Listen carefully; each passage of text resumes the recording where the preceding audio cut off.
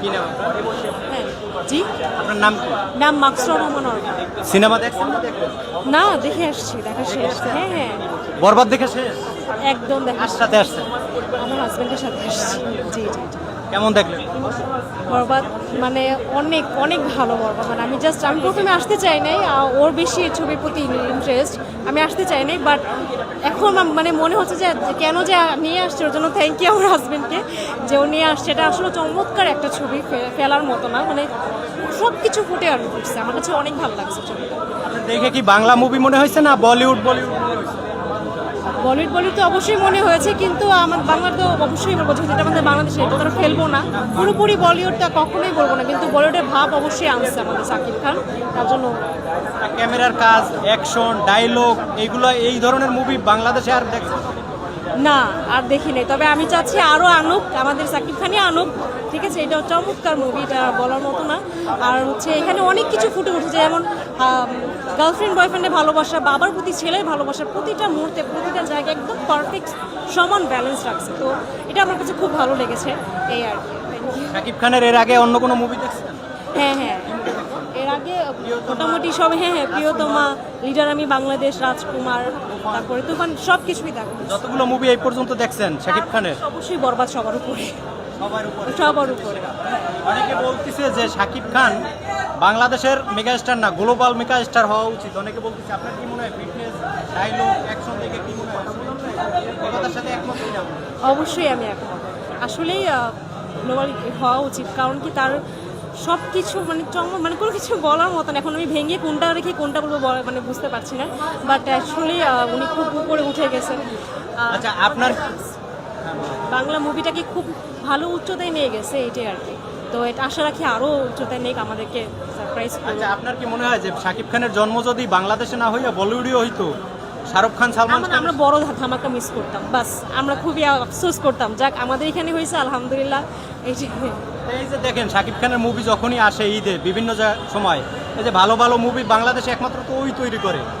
ওর ছবি মুক্তি দেয় যখনই আসে, তখনই পিছনে ওর লোক লেগে যায়।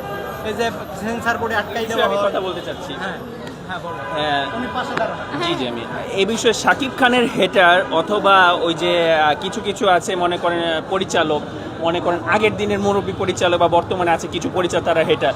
যেমন শাহরুখ খান বা সালমান খানের ছবি যখন রিলিজ হয়, তার পাশাপাশি যদি রণবীর কাপুর অথবা রণবীর সিং বা কোনো তাদের ইমরান হাসপাতাল, তখন কিন্তু মানুষ কিন্তু শাহরুখ খানের ছবিটাই চলে। কিন্তু কিছু মানুষের আছে নামের উপর, খ্যাতির উপর চলে, কিন্তু এটা ভুয়া কথা। এখানে কাহিনী নির্ভর চলে। যেমন শাকিব ভাইয়ের যে ক্যারিয়ারের মধ্যে যে তুফান তাকে স্টার থেকে মেগা স্টার বানিয়ে দিয়েছে। ঠিক আছে, তুফানের লেভেল অনেক হাই, এবং আমরা আশাবাদী রাখি যে আগামী কোরবানি ঈদের তাণ্ডব আসছে রায়হান রাফি ভাইয়ের, এবং 2026 সালে তুফান 2 আসবে, এটা রায়হান রাফি ভাই বলেছে। আমরা ইনশাআল্লাহ করি এটা কাহিনী নির্ভর ছবি হবে এবং খুব ভালো হবে। এবং আজকে বরবাদ দেখে মনে করে পয়সা ওসুল এবং একটা কাহিনী নির্ভর ছবি, এবং খুবই ভালো। আমি দর্শকদের আহ্বান করবো যাতে এই ছবি দেখে। ধন্যবাদ। আপনার পছন্দের একজন নায়কের নাম বলেন। বাংলাদেশে আসলে কি, আমি যদি মানে বাংলাদেশে আমি ওই হিসাবটা করি যে মানে আমি সাকিবিয়ান না, কিন্তু আমি শাকিব খানের ছবি দেখি, কারণ বাংলাদেশের ছবিকে আন্তর্জাতিক লেভেলে নিয়ে যাওয়ার জন্য আমি বলবো one and only Shakib Khan. আর কারো এরকম এখন পর্যন্ত এই লেভেলে আসেনি যে বাংলাদেশের মানুষ যারা এই যে মধুমিতা সিনেমা হল বলেন, যে কোনো সিনেমা হলে যারা রুটি রোজগার করে খাচ্ছে এবং করছে শুধুমাত্র শাকিব খানের ছবি দিয়ে, এবং মাল্টি ন্যাশনাল প্রজেক্টে কলকাতায় বসেও আজকে শাকিব খানের ফ্যান, তাদের দেবজিতের যত না ফ্যান আছে তার চেয়ে বেশি শাকিব খানের ফ্যান। আমরা এগুলো সার্চিং করে রিপোর্ট পেয়েছি। ঠিক আছে, তার মানে বাংলাদেশে একজনই গ্লোবাল স্টার বলা যায় শাকিব খান, এটা ট্রু 100%। আর এটার অনেক কথা বলবেই, এটা মাথায় না নিয়ে দিয়ে আপনি হলে আসুন, হলমুখী করুন।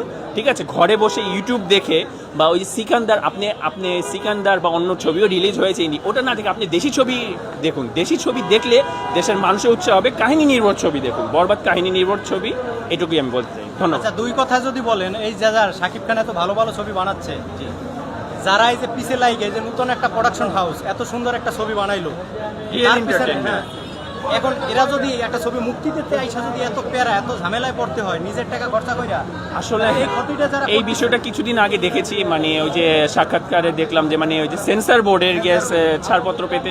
কিন্তু আপনি যদি খেয়াল করেন, আমরা বরবাদ ছবি যারা দেখে এসেছি, এমন কোনো সিনই নাই মানে যে সিনটা কাটার মতো। এখানে 100% সব সিন সঠিক, এবং এটা একটা ফ্যামিলি নিয়ে এখানে ভায়োলেন্সের যে সিনসটা আছে ওটাও এমনভাবে দেখানো হয়েছে যেতে মানে করেন কোনো ওভাবে কোনো রিয়াকশন যেটাকে হ্যাঁ ইফেক্ট করবে না, খুবই সামাজিক একটা পরিবার ছোট বলতে কি মানে যে প্রাপ্তবয়স্ক 18 যেমন মুরব্বীদের নিয়েও এসে এটা ছবি, এটা একটা সামাজিক অ্যাকশন ছবি।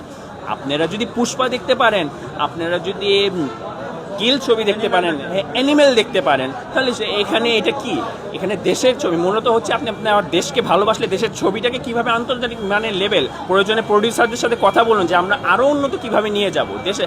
শাকিব খান হেটাররা বলবে তাদের কথা না হয় শাকিব খান না, বাংলাদেশের চলচ্চিত্রে এমন একজন তৈরি হয়েছে যে গ্লোবালি ভাবে বাংলাদেশের চলচ্চিত্রকে প্রদর্শন করছে, এটা চিন্তা করবে সে শাকিব খান বা যেই হোক, সে অন অ্যান্ড অনলি যে এটা চিন্তা করবেন। দর্শকদের আমি অনুরোধ করে বলবো যে যারা ঘরে বসে আছে যে চিন্তা করবেন যে বাংলাদেশে এখন পর্যন্ত যারা ইতিপূর্বেও নায়ক নায়িকা ছিলেন তারা গ্লোবালি ইন্টারন্যাশনালে যাদের কথা চর্চা হয় এমন একমাত্র শাকিব খান। এটা ছাড়া ইন্ডিয়া বলেন বা বিভিন্ন জায়গায় আর কারো কথা চর্চা হয় না, একমাত্র শাকিব খান চর্চা হয়।